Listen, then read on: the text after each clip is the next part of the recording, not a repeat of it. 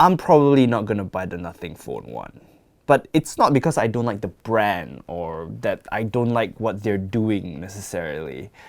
And it's not even because I don't like the phone. I'm not gonna buy the Nothing Phone 1 because I've spent a lot of time with Nothing's previous product, the one that started it all. We want to create an alternative to the current stagnant trajectory. We want to bring passion back to technology and create iconic products where artistry, confidence, and craftsmanship rule the day. This is Ear One. It combines raw beauty and precise engineering for a pure sound experience. The Nothing Ear One is supposed to be the headphones to launch the company's vision. A product that encapsulates Nothing's desire to be different and create tech that inspires and excites once again. And at the time, I thought it was a cool idea. But when I finally got to try it out in person and actually use the device, well, that's when I actually got well and truly excited for what they had in store. Yeah, I think it might just be my current favorite pair of headphones. I think they get a lot of little things right. Like, for example, the design, they look cool. Being able to stand out in a segment of the market with such explosive growth and design diversity must not have been easy. But if different was what they were going for, I think they did it. And they did it without losing that sense of familiarity, where anyone would look at one of these things and immediately recognize what kind of product it was and how to use it. And this sense of simplicity holds throughout the whole experience. For example, there are no pre-recorded voice lines announcing pairing modes or complicated app settings. Everything was just beeps and boops, all wrapped up in a really simple modern theme. I think they don't have the most fun kind of sound signature. Something like the Sony WS would be more interesting to listen to, but at the same time, I don't dislike them. This simple approach also extends to the way it sounds. It doesn't sound like it's trying to do anything too complicated. The sound signature to my ears was neutral. There was detail where you needed it and nothing sounded like it was overpowering anything else. They sound a lot like a pair of AirPods Pro to me, and I don't think that that's a bad thing at all. No, but they're so comfortable.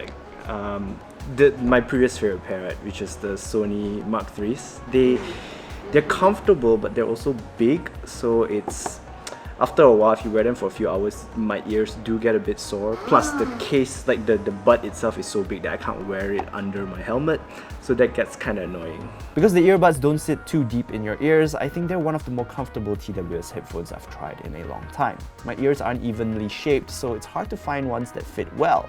The new Sony WF-1000 Mark IVs, for example, they don't fit. But the Nothings, they were great. Coupled with a solid battery life and relatively small charging case, I was just about to give them a rave review. Until... yeah, it's kind of not working right now. I don't know why.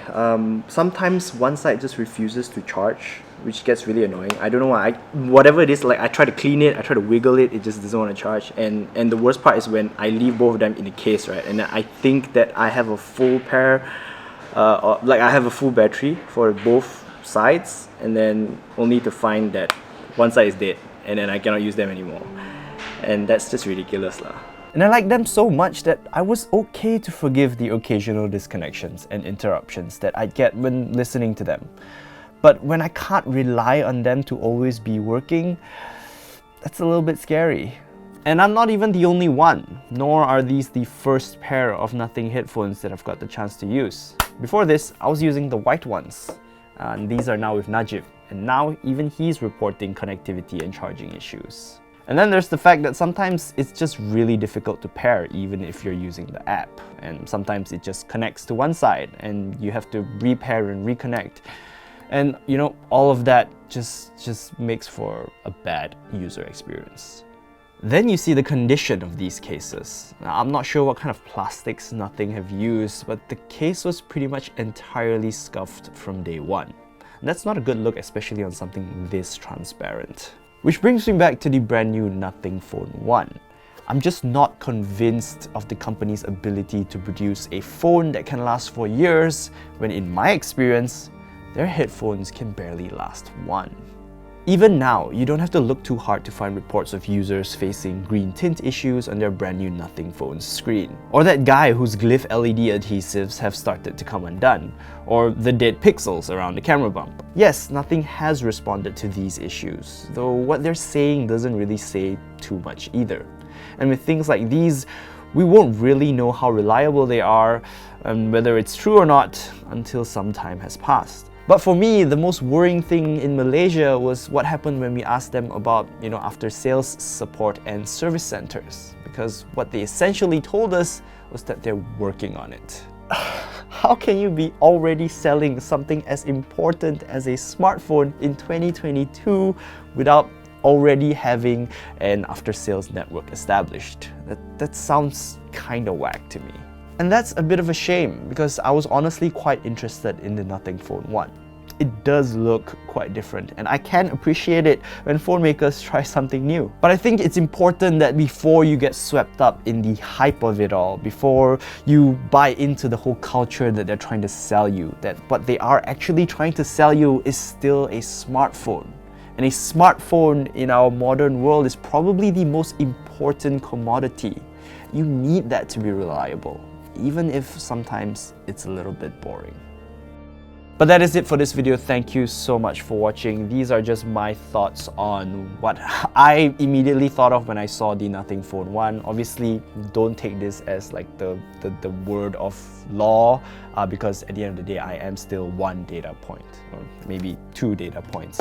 And I'm also not saying that phones are the same as making phones are the same as making a pair of headphones. But it's just these quality control issues or these build quality issues. They seem to have a bit of... I think you should be a little bit worried about that. At least I definitely am. But yeah, let me know what you think. Have you gotten your Nothing Phone 1? Do you agree? Do you disagree? Let me know all your thoughts in the comment section below. I'd really love to read them. But yeah, that's it for this video. I hope you enjoyed it. If you did, be sure to give it a thumbs up. Don't forget to subscribe to our YouTube channel and hit the notification bell icon so you don't miss future videos. We're also on Facebook, Twitter, TikTok, Instagram, all the good social platforms. So you can follow us there. But our home on the internet will always be at searchandshot.com. Until next video, I'll see you then.